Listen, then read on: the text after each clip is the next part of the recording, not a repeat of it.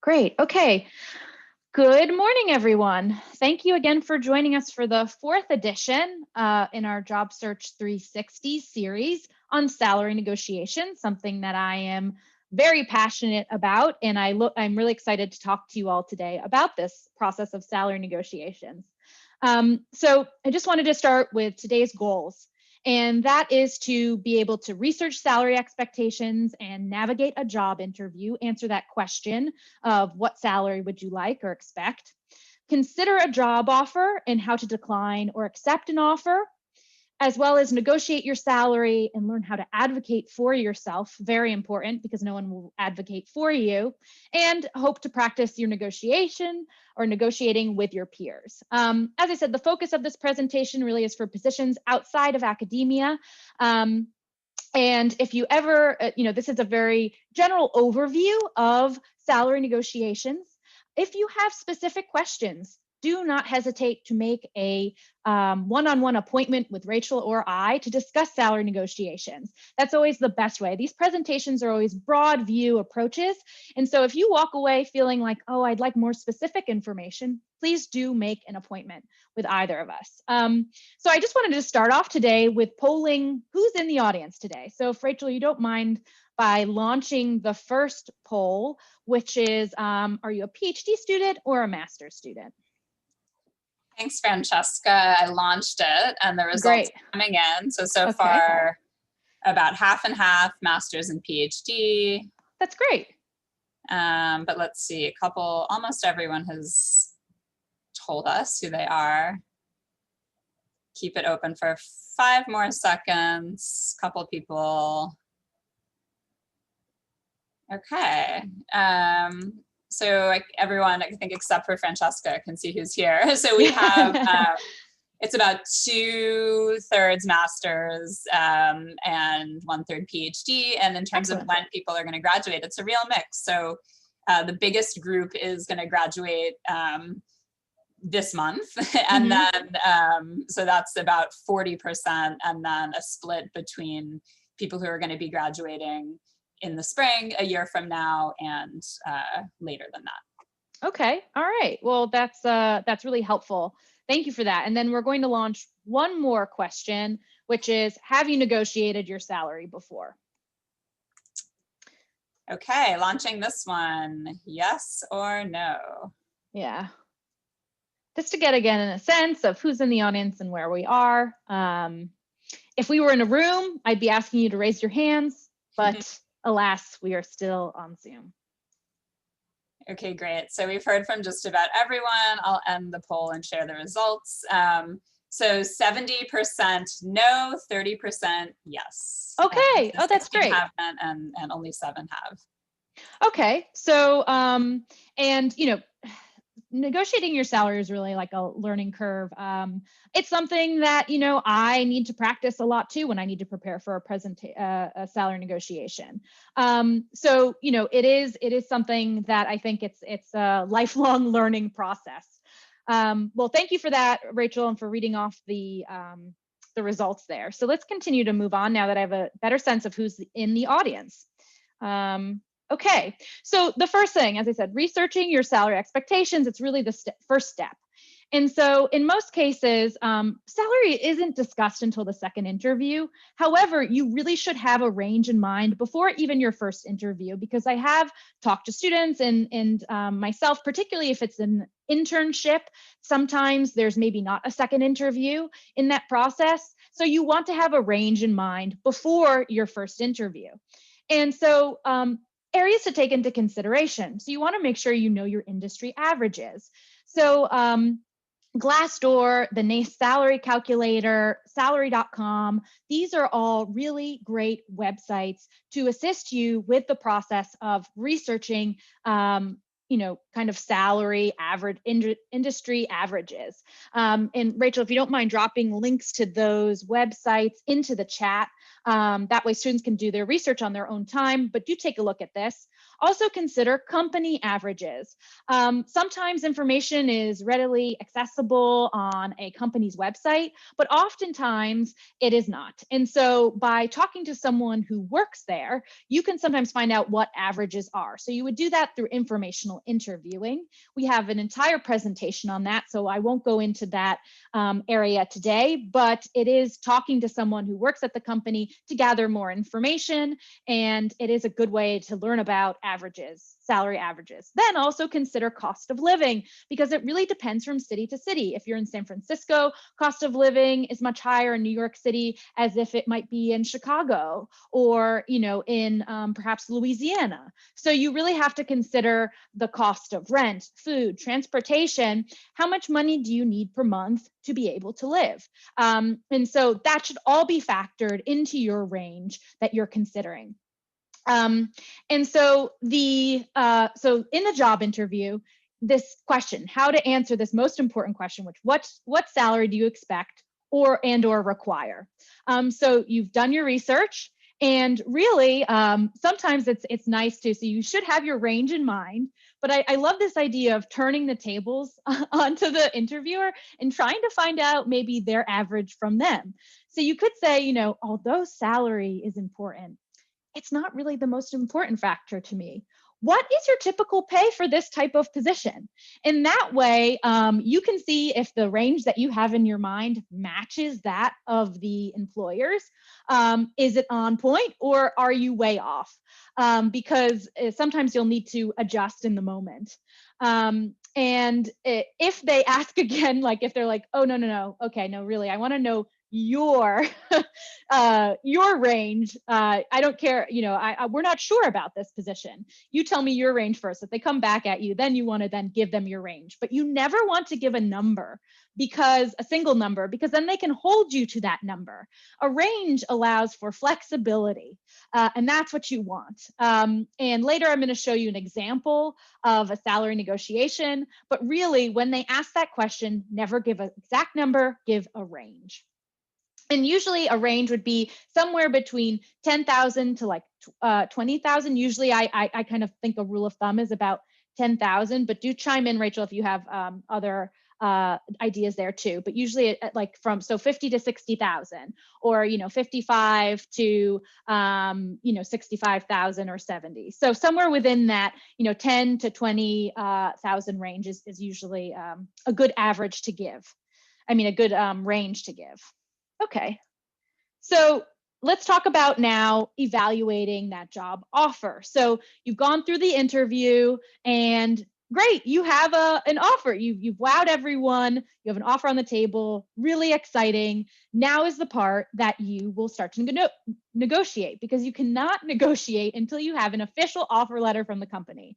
So maybe during the interview, you give a range, and they're like, okay, that's good to know. And then you get that offer letter, and the number should be listed on that offer, your salary. So first you need to get that offer letter. And then when you get an offer, you do not need to give the employer a final answer immediately, but you need to acknowledge the offer. And actually, you know, I think it's best to really take some time to consider an offer. And I'll give you in the next slide, tell you some things to look at when you're considering an offer, but just acknowledge it. Thank you so much for this offer. I'm so excited. I'd like to take, you know, a day or two to consider this offer, or maybe a week.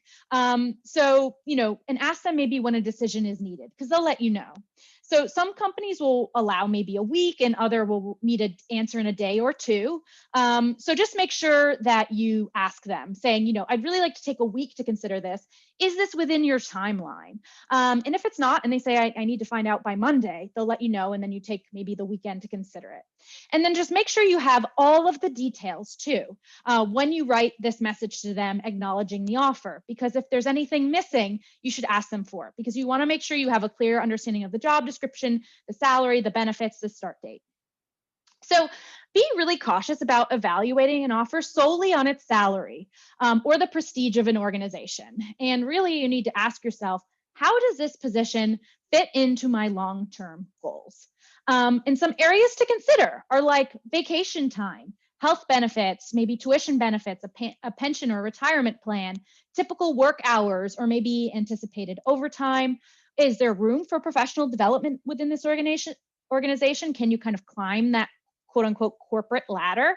What's the office culture like? Are they flexible? Can I work from home? Can I have control over my schedule? Or does someone else need to, will someone else be dictating my hours? And do they offer visa sponsorship for those international students? It is something good to know. What I've typically heard from companies, though, on visa sponsorship is it depends. If you have your OPT and you work for a company for a year and you prove how much worth you have to that company, they're more likely to want to sponsor you. So they might say it depends, but it's good to know that information. Also, stock options. You can talk about that too, which are other factors than salary to consider. And you'll see in the example that we'll watch later, the person negotiates for stock options. So what else to look for in a job offer? These are things that I often talk to students about in advising sessions that maybe they didn't know existed. So there's something, particularly in the United States, called at-will employment. So most offers are, and it means that you may quit at any time for any reason, and that the employer may fire you at any time for any reason. The positive of this is that it allows you to renege or back out of an offer if you have a better one. So if you've only been working at a company for a month or two and then you get a better offer, you can go ahead and take it and quit. It's customary to give at least 2 weeks to an employer. Don't just quit the day of, because you'll probably burn a bridge and maybe ruin your relationship with that employer. But this is something to look for. Is it at will, or are you signing a contract for a year or two, perhaps? So make sure you're really look for this term, at will employment. Another is health insurance. If there are no details listed, make sure you get these options in writing so that you have them, confirmed by the employer. So do note, though, that freelance or part-time work often does not include benefits. So again, it's something to ask for. If it's not listed in your offer letter, do get more information. So let's say you've reviewed your offer and you're actually thinking this salary is way too low. I don't want to move to Kalamazoo, Michigan. I'm going to decline this offer. And so the main thing to do is be positive, express your appreciation for any offers extended. And you don't really need to give a specific reason why. And I'll show you a sample in a moment. But I also want to cover really quickly the difference between declining versus reneging. So if you decline an offer, that's an offer has been extended, but you did not sign a contract. If you renege, that means that you've signed a contract and now you are backing out of that contract because you've signed an at-will employment contract, and you can do that. It's not the best option. So let's say in the past, I had a student who took an offer. They were graduating within a month. So they accepted the offer. And then before they graduated, within that month period of time, they actually got another offer from a company that they much preferred. So they actually backed out of that original contract. And that's called reneging. And so as I said, it's not your best option, but it is something you can do, and you have to consider your career goals. If it really is going to match your longer term career goals better, this new offer, do take it. I know it's a little uncomfortable, but again, this is something that in the United States, because of at-will employment, you can do. So I wanted to show a sample because I think this is a harder one to write. So thank you so much for offering me this position of marketing manager at Hatfield Industries. It was a difficult decision to make, but I have accepted a position with another company. That's all you have to say. You don't have to give them any more detail. I sincerely appreciate you taking the time to interview me and to share information on the opportunity and your company. Thank you again for your consideration. Sincerely. Okay, so that's kind of like the note you might want to write. If you're accepting an offer, so it matches all your criteria, you're really excited, and so keep it brief. Employer's busy, so short is best. Express your gratitude, just really demonstrate how thankful you are, and briefly explain why you're maybe particularly excited to work for this company. So maybe you want to share your desire to contribute to their sales team or your passion for their particular mission. Then just make sure you proofread and edit. This is something that I need to do all the time. So you don't want to create any last minute reasons for maybe an employer to maybe take back a job offer, right? By looking maybe sloppy or unprofessional by sending an email riddled with mistakes. So just give it a read. I have to read things 3 or 4 times. Sometimes I'll step away from it and come back to it. So really important process. All right, so I wanted to go over some frequently asked questions of students that often come up again in one-on-one advising sessions. So I accepted a job offer, but got another interview. What do I do now? I always say an interview is a great opportunity to develop your skills and to learn about an employer. So I would say, even if you've taken an offer, go ahead and take that interview. It's a great time to practice your interviewing skills and to learn maybe more about a company. And who knows, maybe you get another offer. It's better aligned with your career goals and you take that one. What happens if I accept an offer and then receive a better offer a few weeks or months later? As we said, you can always quit your position if you get a better opportunity. That's at-will employment for you in the works. I received a job offer from a company that I do not like. Do I accept it? So especially right now in this economy, contracted economy, it's really important that, let's say if you really need to start paying back your student loans or to activate your OPT, maybe take the job and then continue to look. If you don't need a financial assistance right away, or you don't have the constriction of OPT, and you're really unhappy with the offer, keep on looking. But I do think that as long as an offer has some redeeming value of, you're going to be learning skills on the job, maybe it's not your number one top job at this time, but, it matches maybe, 40 to 50% of what you need, then go ahead and take it and maybe start that OPT and just or start to collect your paycheck so you can help with your finances, and continue to look. When I first started working in New York City, I worked as a receptionist for a year. It was not the job I wanted, but it paid my bills and it got some experience on my resume. So sometimes you have to be flexible. All right, so let's dive into negotiation. This is this is what you've all been waiting for. So let's talk about this. Why negotiate, number one? So the employer really expects you to negotiate. Usually the offer will be on the lower end of the payment scale. I went to a salary negotiation workshop myself one time, and the woman presenting was an HR manager, and she said, you always have to ask. There's usually just money floating around in the room, and you lose out on it if you don't ask for more. And a company can always say no, and we'll talk about that in a moment. But you really should always ask. I think it's a really good option too. And in a moment, I'll show you reasons why not to negotiate. But I do think you really should. Every time you can usually do that. So do not settle.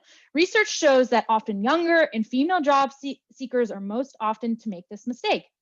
Again, this happened to me. There were times I did not negotiate my salary. And I really, the lack of women who negotiate their salaries has contributed to the pay gap between men and women. And so this is why I'm really passionate about this subject, because it is also, in settling for a lower salary range can have long-term negative effects, since raises do not substantially increase your pay. Often you have to jump from job to job to increase your pay. So it can have long-term effects. And as I said, often younger and particularly women, job seekers don't negotiate. So, and we'll talk about the salary gap a little bit later, but this is the reason why, again, I'm passionate about this subject, because I do think it can make a big impact. And again, this is something I'm talking from personal experience here, because I did not negotiate my first job at Columbia. So, but maybe, when not to negotiate. If you don't plan to take the job, do not negotiate salary.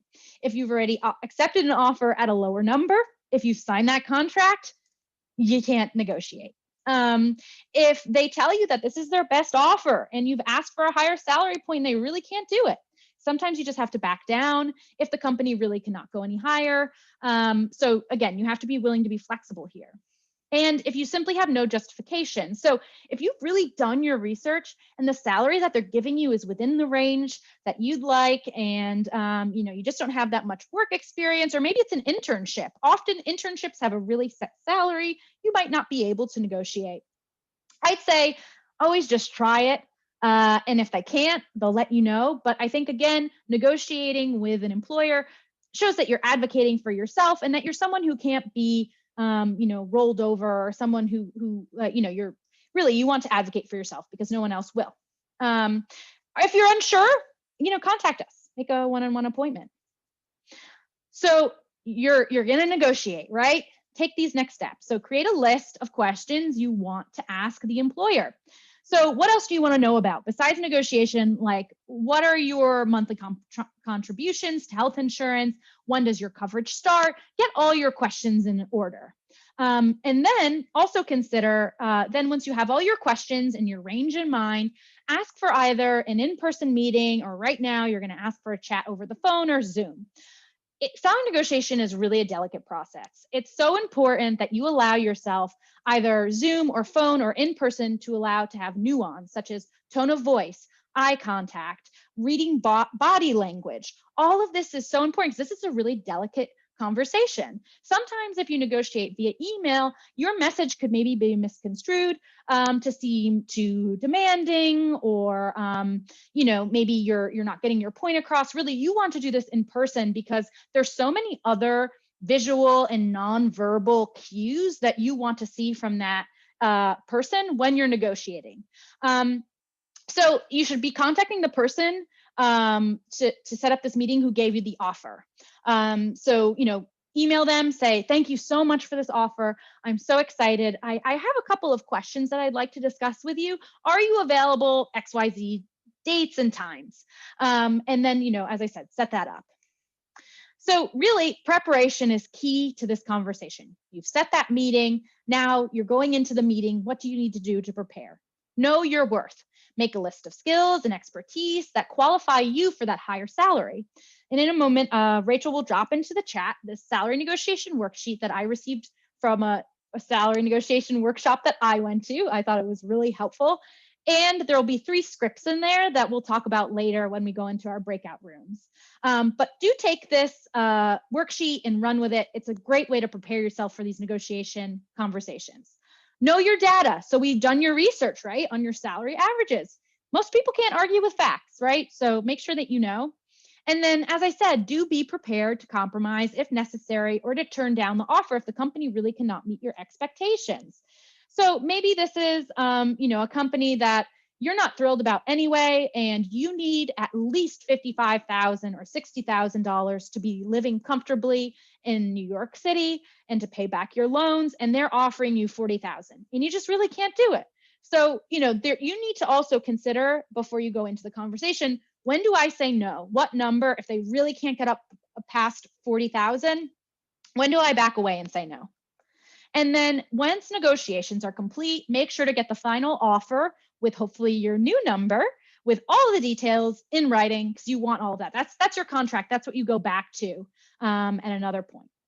Okay, so just quickly, I also want you, again, to know your rights here.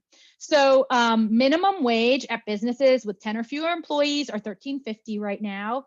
Minimum wage at companies of 11 or plus are $15. If someone's offering you less than these, do not accept. That's illegal. Employers, this is huge, are no longer allowed to inquire about an applicant's salary history before extending an offer of employment according to New York City law. So this is really, really important because this, again, women have lower salaries than men overall. I'll show you a graph in a moment that shows this.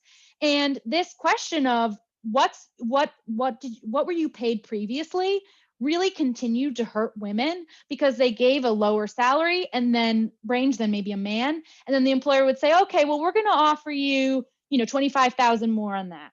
Where if they were going to offer $25,000 more to a man, it would still be way more than that. So this question is so important that they've made it illegal now, because this really helps people who maybe you didn't negotiate your salary that first time, you're at a lower wage, and now you're going up for a new position.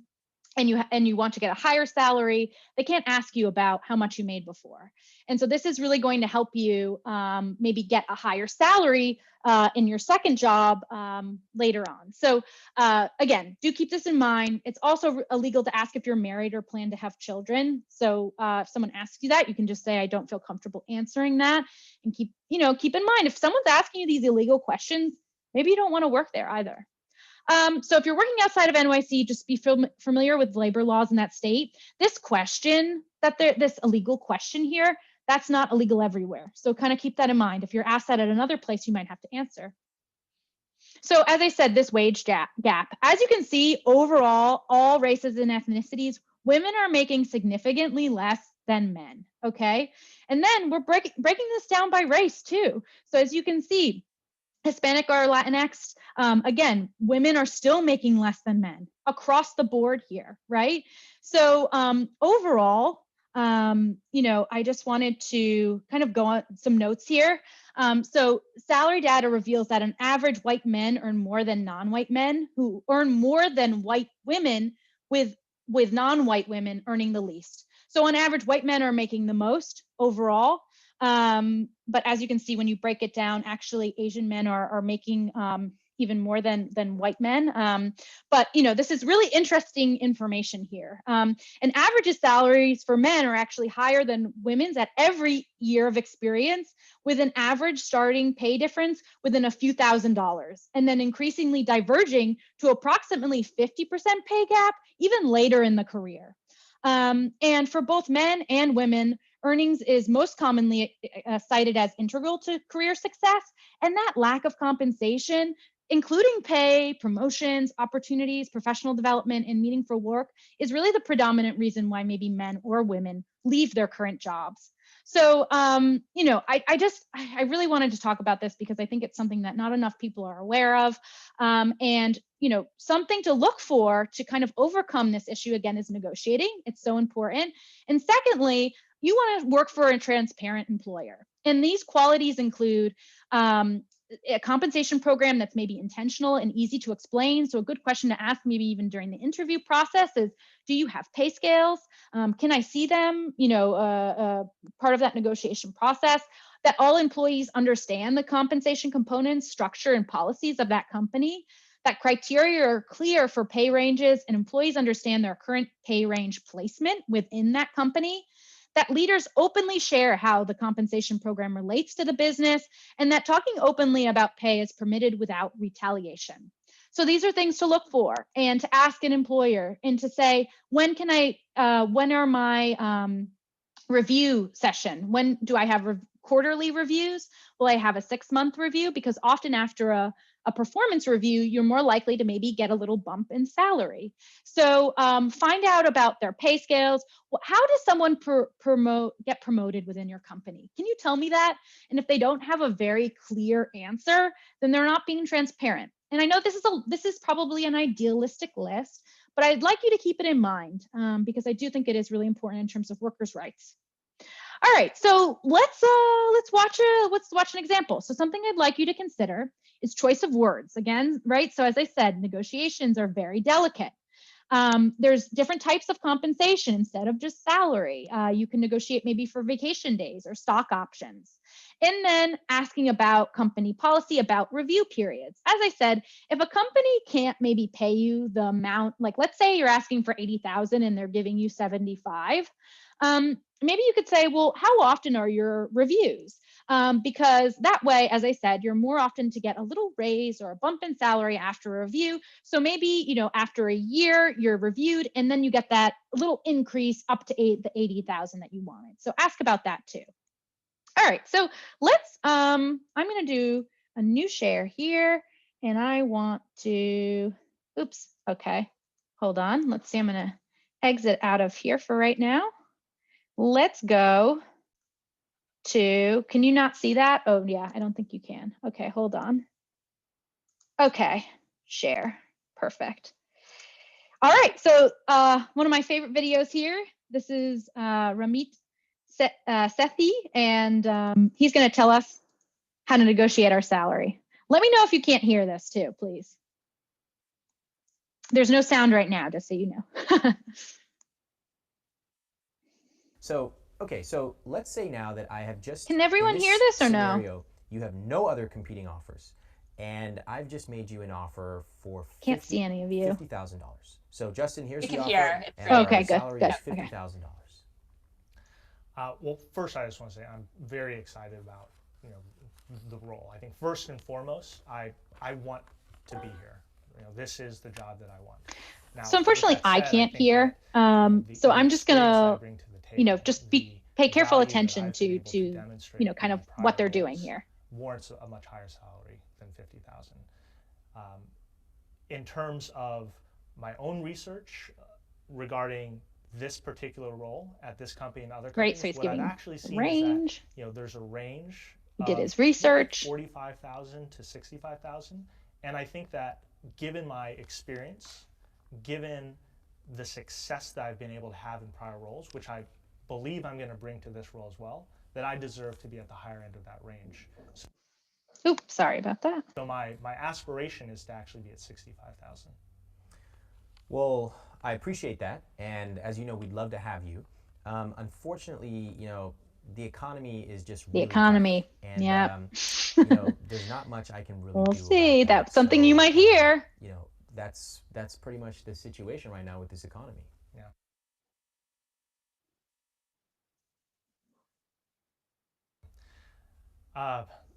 Okay, and I totally get that. I think that at the end of the day, I would look at this like an investment. Right? Are you going to invest $50,000 with someone who's going to be able to double your money? Right. So your added Or worth, right? if Knowing you were your to worth pay here. 65,000, you're going to be working with someone who's going to be able to triple, quadruple, or many times improve that return. And the work that I've done in the past, I think it's the same thing. Like oftentimes, we've been told, your price point's too expensive. But at the end of the day, it's the return on that price point. And I think that compared to other candidates, I'm going to be able to more than make up that $15,000 difference. Okay, I mean, you do make a case. So I just was able to actually check with my manager, and we're able to be slightly flexible on that rate. We had quoted you 50, and I know you brought up a range, and so I'm able to offer you 57. Would that be acceptable? So there's a little movement one there. Other thing we didn't talk about is some of the other. Now he's going to modes of negotiate for compensation. other So, areas. Yep. Stock options, bonus.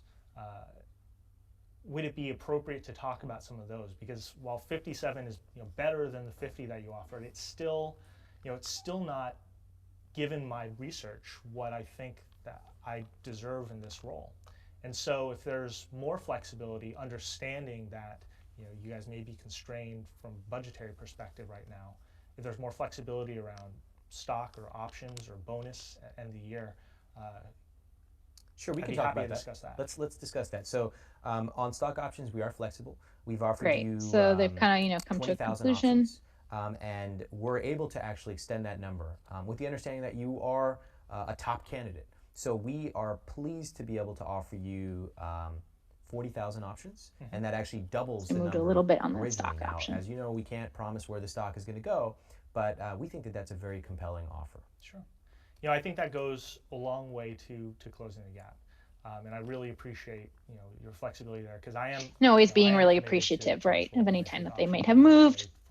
for you guys to demonstrate that you're committed to me, and for me to demonstrate that I'm committed to you.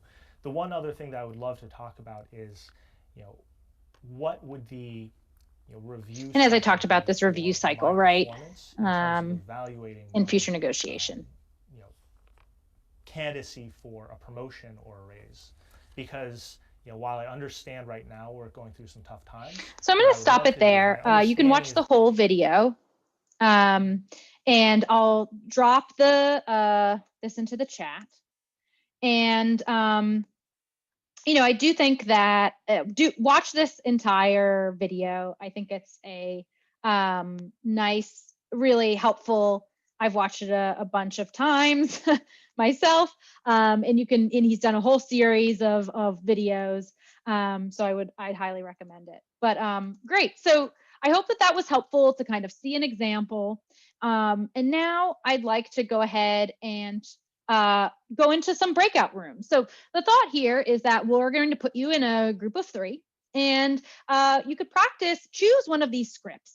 And you can go through these scripts. And so there's 3 different scripts. The first script has 2 separate options, and you could practice saying these with each other, because sometimes really it is just like, when I'm getting ready for a negotiation before I go into that room, I practice saying it in the mirror to myself, to friends.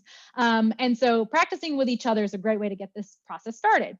So if the pay is less than what you're worth, these are some options you can have. So option 1, thank you so much for this offer. I'm really excited about the role and to work at this company, and I'd love to join your team. However, according to my research, right, its typical salary range for somebody with my qualifications in the role is, and then you give your, the range. Would you be able to match that figure? So that's if, you're kind of coming at it from, they've, like in the video we just saw, they've given you less than what you're asking for. The second one is that you're really maybe like very qualified, and they're giving you a range that is close to what you want, but you know what, you're going to just see if you can get a little more money out of them. So I'm excited about this offer, and I think that we're very close to an agreement. However, I'd like to talk about compensation, since I not only fulfill the listed qualifications of the job, and then you name a job requirement, I also have great presentation skills, excellent statistical analysis skills, something like that. And I'd like to see the base salary at the number you researched or you're requiring. The second script is if you have a competing offer with a higher salary. Thank you so much for your offer. I'm really excited about the company and the role. However, as you know, I've been talking to other employers and do have another offer. If you're able to move to insert number, I'd be eager to accept. So it's always great to have 2 offers on the table, because then you can try and get more out of the other employer. And this is kind of how to do it. This is a script you might use. And disclosing the name of the company, totally optional, but a savvy negotiator might try to force it out of you. You also don't have to name the exact offer you've received from a company, but do not ever lie. Let's say they're offering you like 85. Don't ever say that you're going to get 100,000 from them. That's just really not ethical. And then script 3, if you want to negotiate benefits, as we saw, so those stock options, maybe vacation days. Thank you so much. This role is exciting and the salary looks great. I would like to follow up in a couple of details. How flexible are you with working from home? And whatever you want to insert there. The written job offer included details about, and I would like to request, such and such benefits. So as I said, stock options, vacation days. So pick one of these, practice with your colleagues, and then we'll come back at the end of this session to just go to questions. So I'm going to get out of the presentation right now, and I'm going to stop recording, because at this point,